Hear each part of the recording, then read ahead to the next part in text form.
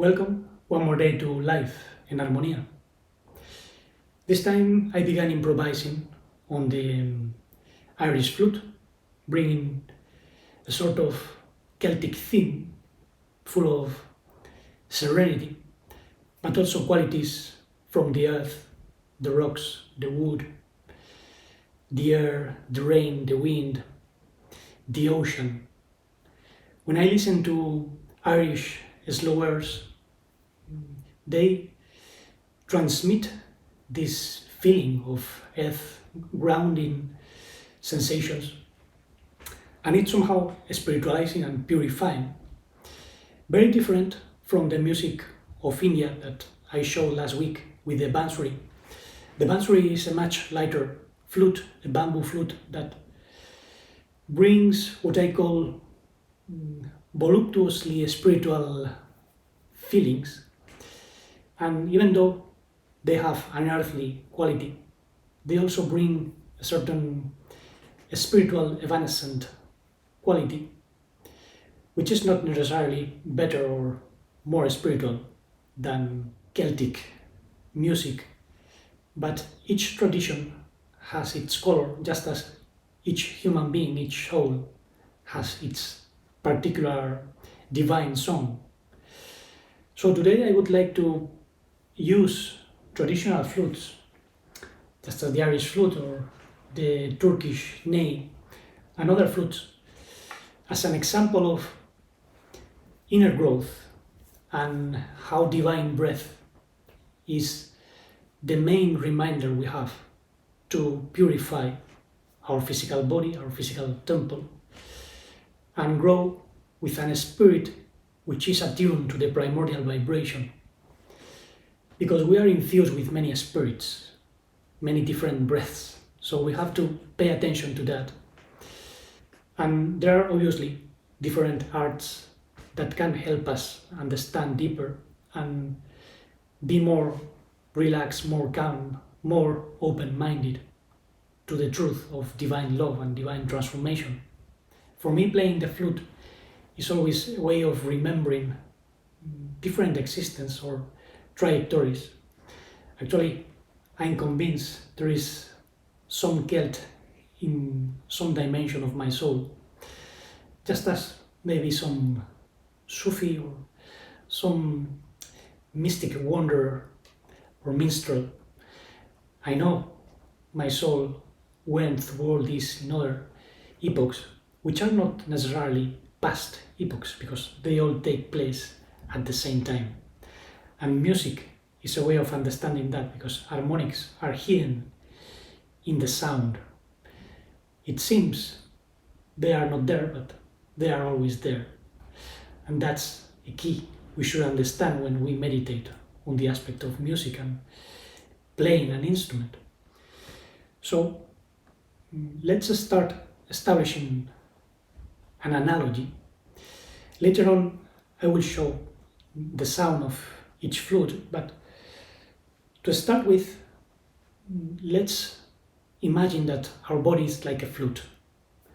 So we are infusing a certain spirit with our attention. Where attention goes, energy flows. So it depends on how we use attention. Some people might have what experts call hyperactivity and deficit attention, when in many cases that's not what is happening. The problem most of the time is a hyperfocus or an excess of attention in the wrong direction. So yes, of course, you can forget about something and you can be mindless for certain things, but because you are too much focused on something, maybe a sensation which is troubling you, a feeling, an emotion, a negative train of thoughts. So how we approach those currents of energy in ourselves is the configuration of our spirit. There are impure spirits and pure spirits. And Since ancient times, these spirits have been addressed as the main source of distress in the soul and therefore the origin of disease in the physical body. This is something that we explore in depth in the course of harmonia and therapy, using different approaches, not just the music as a way of healing, but also our relation with our voice, an instrument, or self-knowledge as an art of attuning the mind, the heart, and the physical body. So we have to know our mental tendencies, our emotional tendencies, our physical tendencies, and how all that relates. Because depending on our vision and our intentions, we will have certain attentions, and those attentions will generate certain concentrations. And concentrations or lack of true attention will lead to certain thoughts, and thoughts generate emotions, and emotions reach the body, and depending on those attentions, concentrations, visions, thoughts, emotions, we will have pleasant or unpleasant sensations, and therefore attitudes, words, actions. So we have to be very careful about how we infuse our divine temple, the physical body, with certain spirits, certain breaths. And this is a question that has surprised me a lot, especially over the last 10 years, but I've realized that when I began exploring the world of meditation, contemplation, inner knowledge, precisely I started with a sort of meditation that pays attention to the breath. Actually, the Buddha taught a form of meditation that involves attention to breathing, but it's not just physical breathing, because our spirit, our true self, is the true breath. And that is what most people approaching contemplation are not understanding. So we are not just paying attention to physical breath, we are connecting with our pneuma. In Greek, pneuma means spirit, but it's associated with the lungs and with our divine mind, spirit. So we have to reconnect with our true self by means of attention to physical breath, and also a more subtle type of breath, which is what brings us a certain quality of awareness, consciousness, and also conscience. Conscience that tells you what is whole and what is not whole. Health comes from wholeness, and the feeling of wholeness is something that we must embrace physically, emotionally, mentally. Therefore, by attention to our breathing, we can notice the kind of spirit which is operating in ourselves. When we are in a state of fight or flight response, we are agitated with anxiety, so our breath is very superficial, mostly running through this part, the upper part of the lungs. It doesn't go to the bottom of the lungs. So without forcing, we just should relax by paying attention to our breathing. So just find a moment and mind your breath.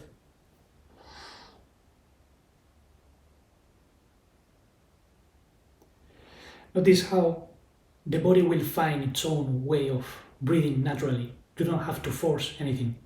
Don't practice those type of exercises that stress the breath. Many people now are obsessed with a technique that consists on hyperventilating, breathing very fast. That deprives the body from oxygen. Because when you are in a stressful situation or forcing your breathing, you are not in a natural state. We can even get closer to wholeness by stilling our breath. When you are relaxed, you will get to a point in which it seems you are not breathing.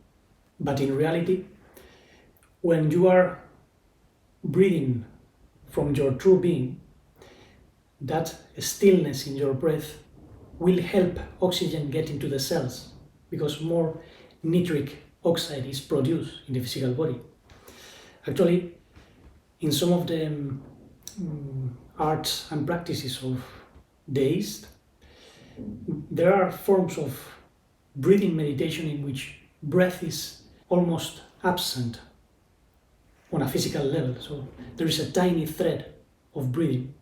And that is a way of calming the body. The other day, one of my students told me that she gets anxious and nervous every time she starts paying attention to her breath. And she realized that she tries to control. So the first thing I told her is stop trying to control anything. You don't have to take your breath as if it was the reins of a horse. You just release the tensions in your mind, allow the body to breathe naturally. And as we do that and remember that the Holy One infused our physical body with breath, then we can remember something deeper, the connection of our divine self, our divine spirit or breath, with our physical spirit, which also generates an emotional spirit. The emotionality is also known as the wind, ruach in Hebrew, because the wind is a certain type of a spirit that comes from blowing or a breath. In Hebrew, there are 3 words connecting the different levels of spirit and the soul. One is neshama, which means breath. When Adam, the soul of humanity, was infused with the nishmat haim, the breath of life, the soul became a living soul, not just an animal soul. Living soul because it contained divine spirits coming from a divine source, which was meant to grow through bodies that could bring divine light into a more dense world. But obviously, the humanity of those days fell because Adam became infused with the spirit of the serpent, which is the type of spirit that comes from dense matter, and it's a bottomless pit. It desires and desires and it never stops. So we have to find the fulfillment in a different type of spirit. Otherwise, the physical body and our divine spirit will always be without contact, without reconciliation. There will be a struggle, and therefore we will be between 2 chairs, between 2 points. I know that I have something in me that comes from the divine, but I still have earthly desires. How is this possible? Well, because we have to reconcile the physical body and the divine spirit by means of bringing the soul to a state of harmony. The soul is the meeting point between the spirit and the physical body. So if our spirit is the spirit of the serpent, the soul will get sick and the body, the physical body, will get sick.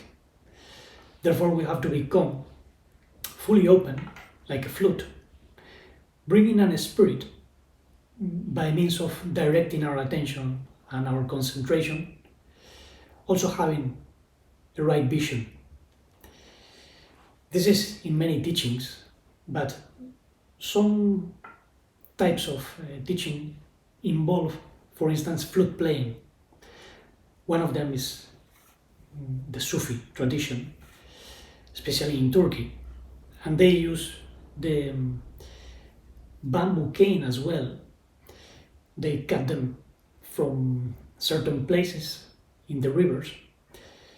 And the great sage Rumi, Mevlana Rumi, said that just as the nail is cut off from its place, the soul was cut off from the divine source.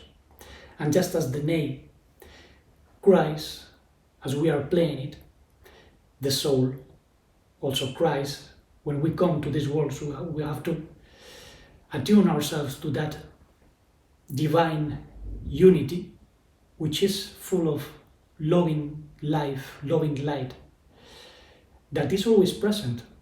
It's only our mind and our tendency to get distracted would keep us away from that universal presence, which obviously is meant to grow, especially through the Adamic heart.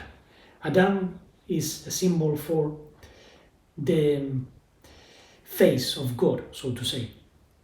Human beings are meant to be the awareness or consciousness of God, not the Holy One in itself, because we cannot deplete the richness or the depth of the Holy One. We are an expression. That's why Master Ishu said, I and the Father are one. He who has seen me has seen the Father. Because the Father is the spirit of the Word. The Word is like a breath full of a divine message of loving light, loving life. Now the Word has also a heart, and that heart is the Son. So the spirit, the soul, and the body are different aspects of the Word, of the divine breath. In the Bible, religious people speak of Yahweh or Jehovah. Well, there is no such thing in reality.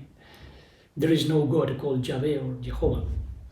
Even the Tetragrammaton, the divine name, is not the name of a God. It's a divine breath, which is infused with harmonics. And in a certain sense, that's also present in the Sufi tradition.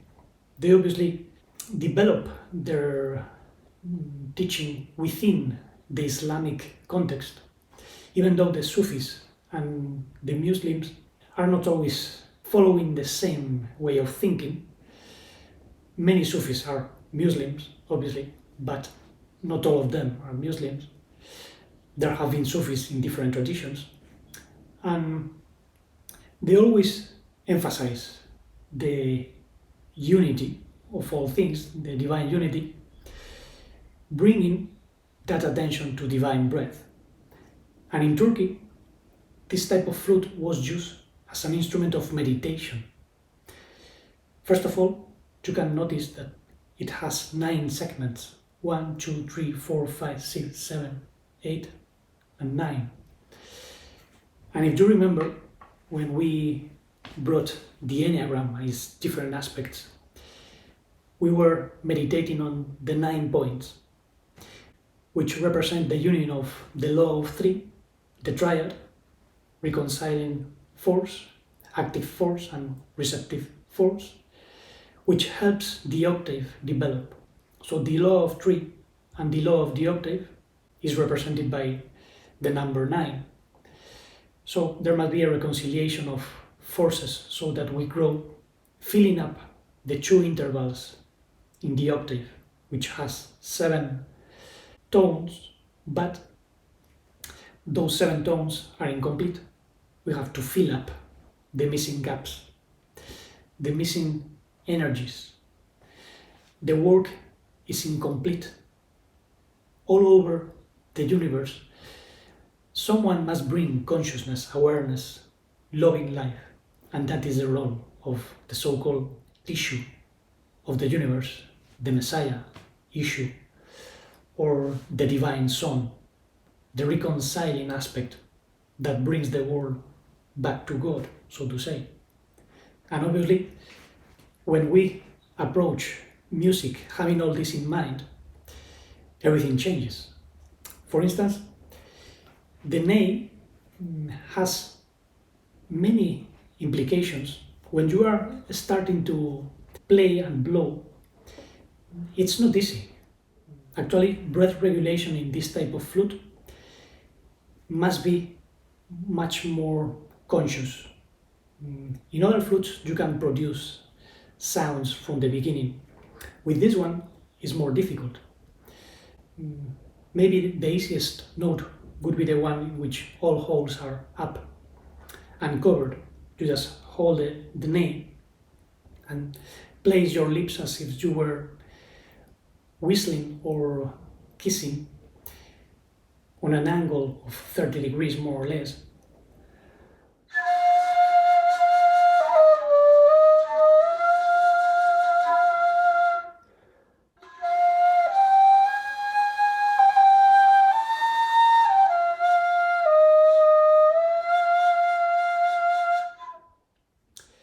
It has a certain quality of lamenting, but also brings a deep serenity, a deep peace.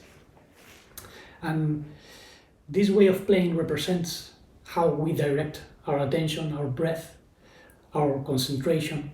It's as if we were allowing the divine into ourselves. So we break the neck of the ego, so to say, and allow ourselves to be played by the cosmic divine breath, so we can concentrate properly and play the flute. Otherwise, we will be putting too much air, too much force, and it won't sound. And it's not easy in the beginning. There must be a meditative aspect. You have to calm down and allow all the anxiety to go away. This is why this instrument is very good for a spiritual practice as well. Actually, Rumi said, when you get up on the morning, don't just take a book and read and study, take up a musical instrument. He played the rebab, which is a sort of fiddle, played vertically, but obviously he was a Sufi, he knew the ney, and he spoke about the ney as a symbol of the soul. Now, a very interesting aspect of the ney is that it's made by means of fire as well, because the cane is very rigid in the beginning, so it must be bent using fire. Just as our being, we need fire to burn up the dross, all the excessive egoic tendencies that keep us from seeing and feeling the true light of our true self, our true spirit. Therefore, fire is a symbol of purification, which is involved in the ney and also in the bansuri. The bansuri is also made using fire. Actually, the holes, if you notice, are burnt up because they introduce burning iron to make the holes, obviously, just as in the ney. Now, the sound of the ney is different. It's more evanescent, more mystical. The bansuri has a certain voluptuosity. Voluptuosity in the good sense of the term, not in the passional sense, but if you notice,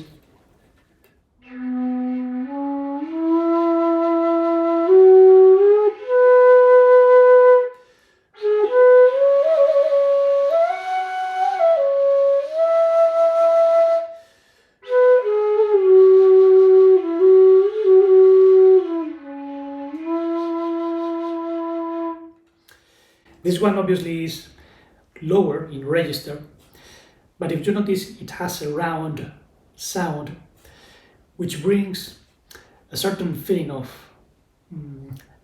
earthly quality but also heavenly quality. Now, the ney is very evanescent, as I said, has a lamenting quality that also brings a sense of expansion and breaking of the mind, so to say. And just as all these flutes have a different spirit and song, we all have a different divine song to express. Even in different countries, people behave differently, but the truth can be expressed in all of them. So we can be expressing the truth of unity with a battery or an A or an Irish flute. Even flutes that are more artificial have a certain quality that can bring a divine joy. For instance, I also have a low whistle from Ireland. This is one of the cheapest, and despite being made of metal, which it also comes from the earth, as well as plastic, a petroleum derivative, it can bring certain joy.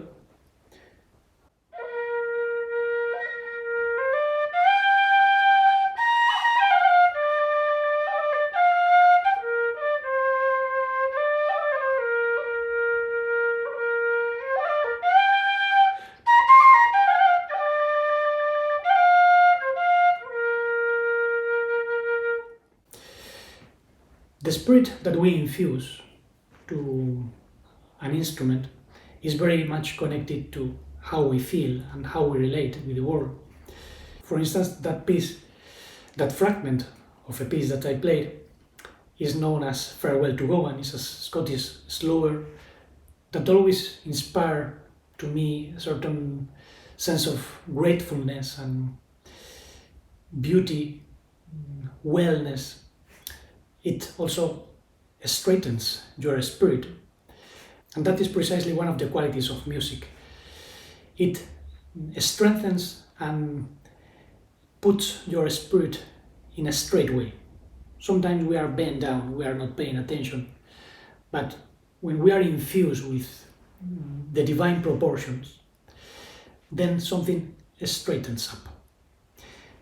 Our spirit must be straightened and not twisted, like the spirit of the serpent, which somehow looks for pleasures and desires and never gets satisfied because it's a bottomless pit, because it's crook. So we have to straighten up our spirit by means of certain fire. As I said, the nays and other bamboo flutes are straightened up with fire. And obviously this quality of fire in ourselves sometimes involves certain suffering. But realize that conscious suffering is not unconscious suffering, and pain is not the same as suffering. We can have a pain in the arm, but if we don't react negatively, then we can suppress a lot of additional suffering that we increase because of our negative attitude, our negative memories as well. So, by relaxing ourselves and allowing certain pain into our life, because it's inherent to this physical existence, we can reduce the stress, the pain, the suffering, of course, and therefore purify our spirit. The cleaner our house is, the less prone we are to fall into crook spirits.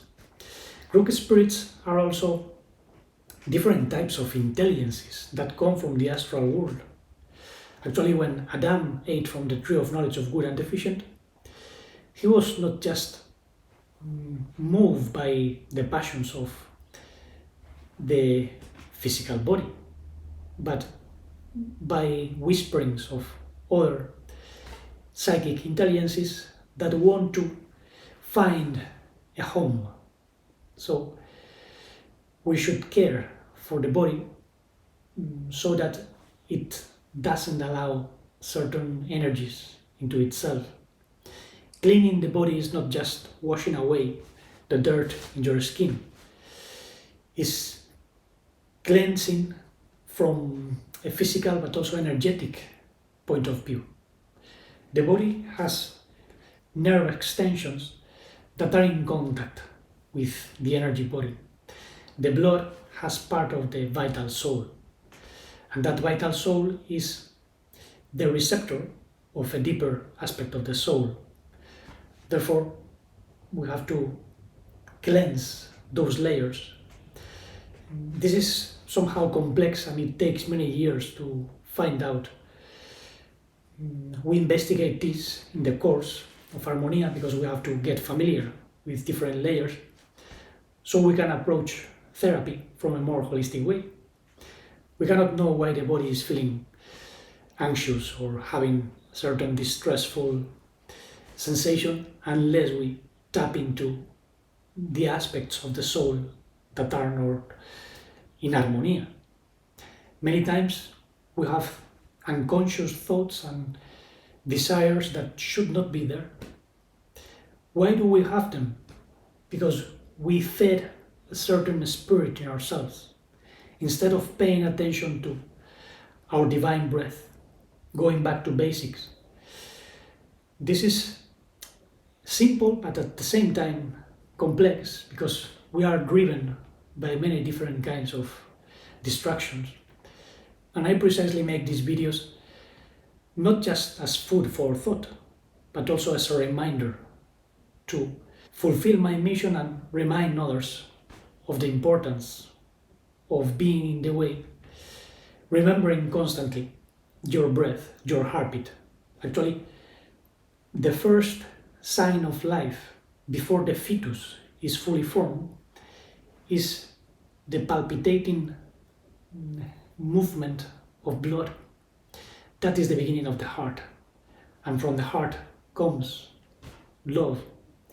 So the beginning of life is love and breath, because when we are born, we breathe in and then cry.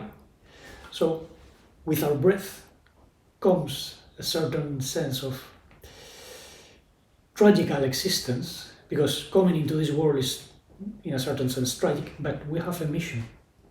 When you remember that you are not just an animal and you have a divine conscience in yourself, then the journey of healing begins.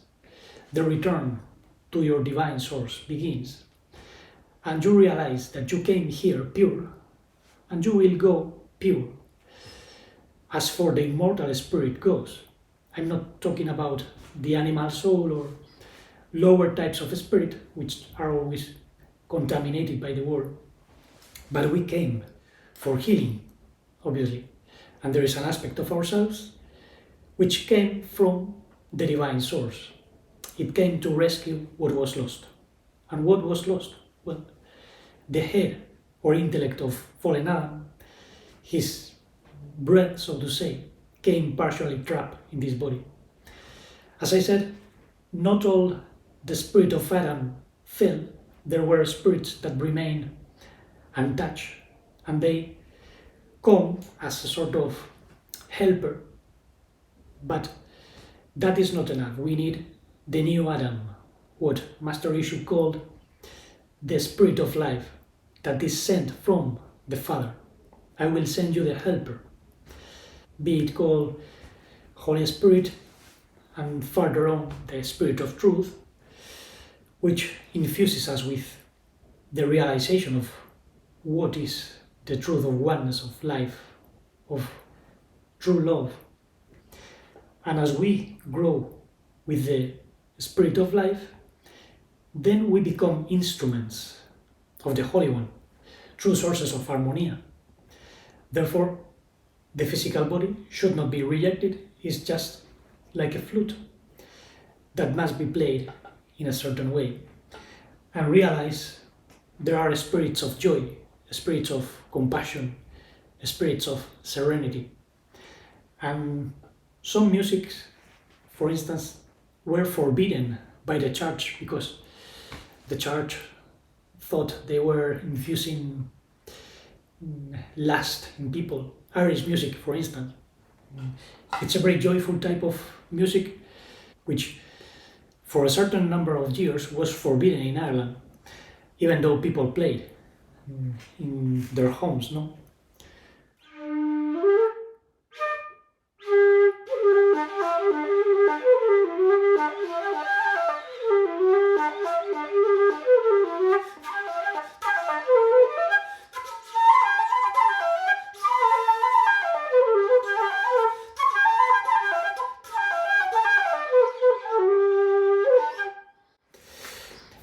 With this type of flute, we can play different types of music, and they all can bring a certain state of harmonia.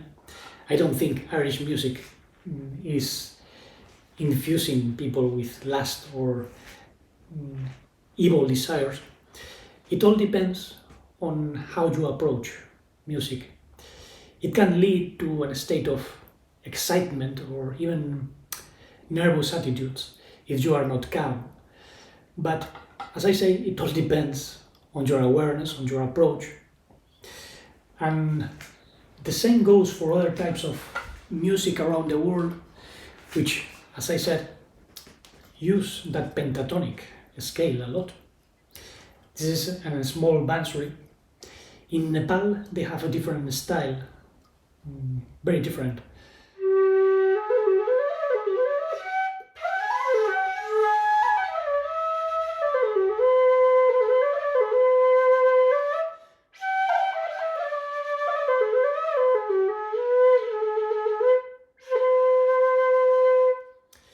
Nepal is an area in which they need to bring a certain joy because it's very cold. So, in a way, music has been bringing life on this earth, and you find the same spirit of joyfulness and blissfulness in different traditions. That's why I don't think it's evil, as the church thought in past days. And obviously, the same goes for the body.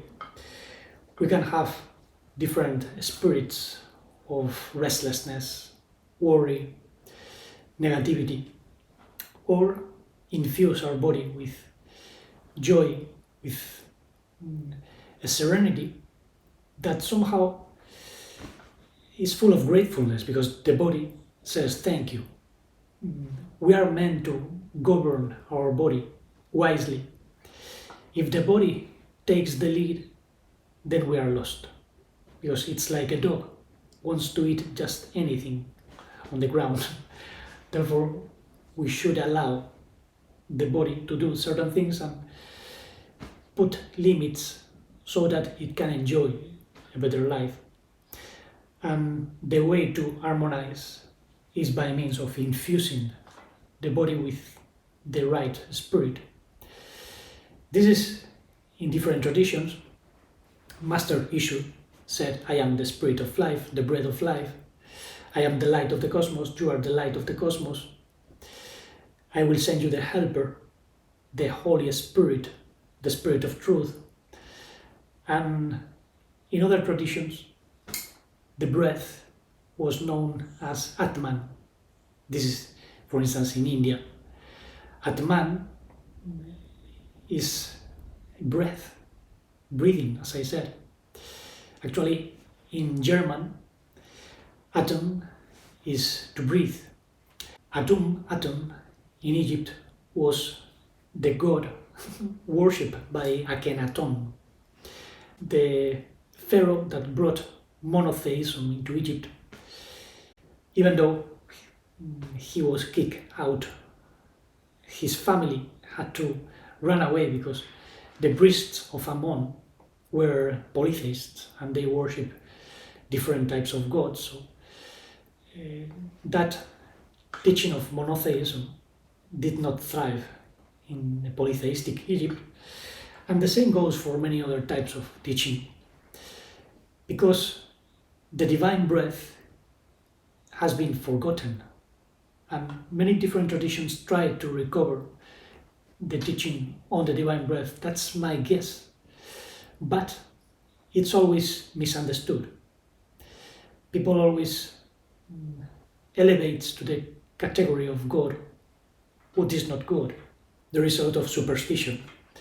And what we are meant to bring is divine breath, so everything can be healed. The solar winds are a type of divine breath. And our divine breath, our divine self, comes from a monad, which is part of a greater network of emanations. All that is the divine breath. There is a passage in the Psalms of King David in the Bible. It's the passage 33:6. It says, by the word Dabar of the divine name Yud-Heh, the heavens were made, and his host by his breath.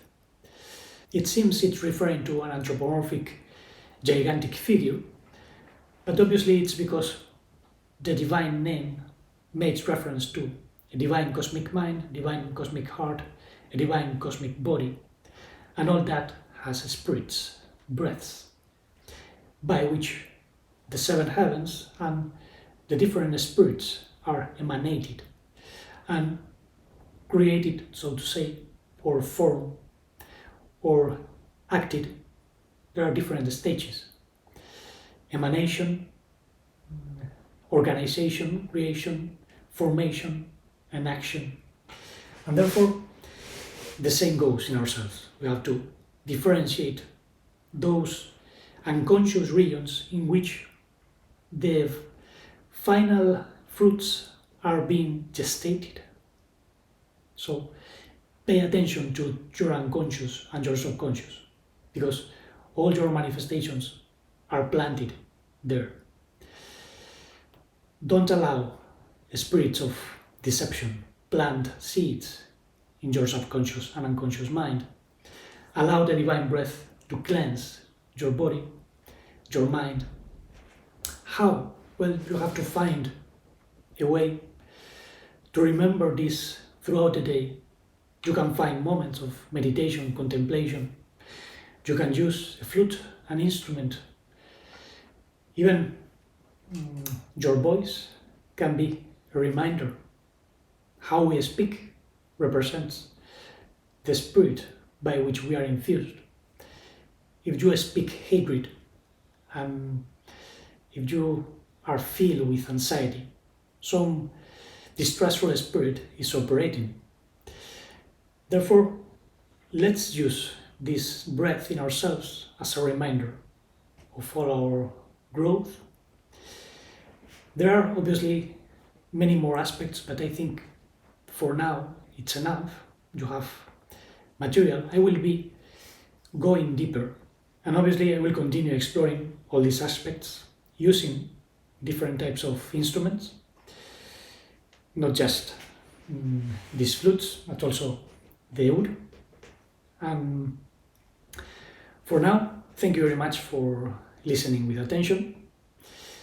Remember, there is a parallel channel known as En Armonía in Spanish, where I also publish many videos in English.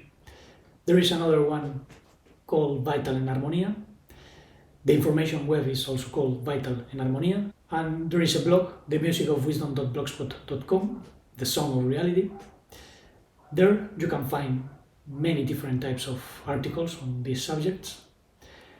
And for now, thank you very much again for supporting.